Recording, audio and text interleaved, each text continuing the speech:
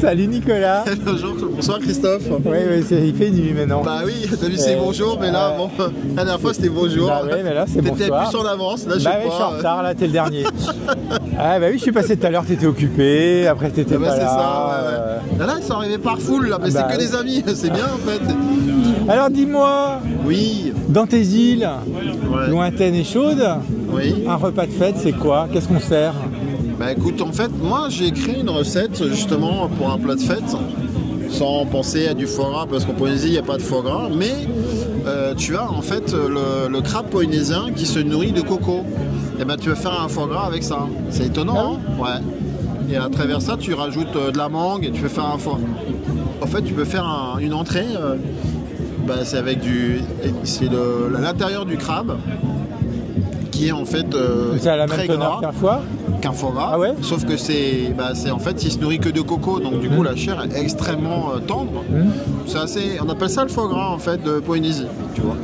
Alors en fait moi je crée en fait une recette par exemple de fête qui serait en fait autour du poulet fermier, et pour un clin d'œil à la Polynésie au niveau de la recette du poulet fafa, qui est un poulet qui est mariné et qui est ensuite cuit avec du fafa. Le fafa c'est la pousse en fait qui est sur les tubercules du taro, qui est une tubercule là-bas très connue. Ils ont créé un plat avec du coco mariné, avec la sauce huile, du gingembre, des oignons, et en fait tu fais tout rôtir.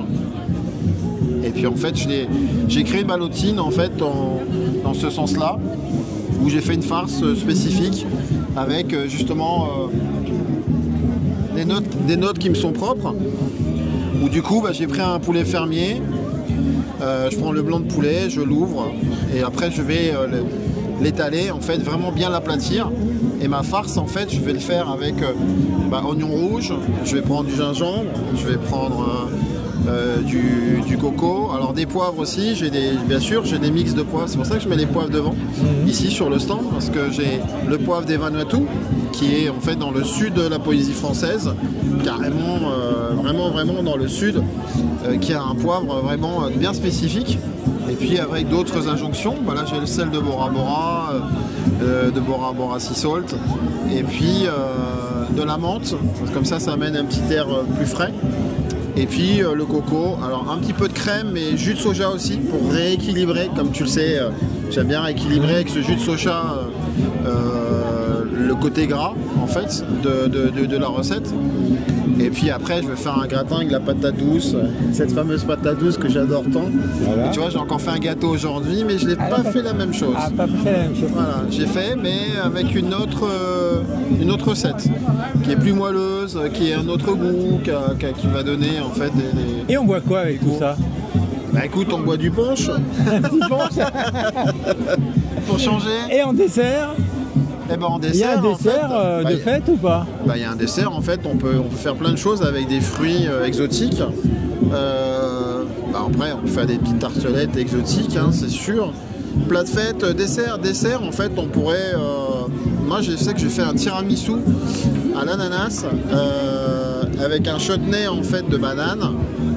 Et j'avais mis en fait, comme en Polynésie on a du chocolat maintenant, ils sont décidés vraiment à développer toute cette partie chocolat, café, qui avant il y en avait, et puis en fait ils ne se sont pas occupés. Et maintenant on a vraiment du chocolat en Polynésie, donc les goûts sont différents aussi, ils sont plus forts, plus intenses dans la saveur.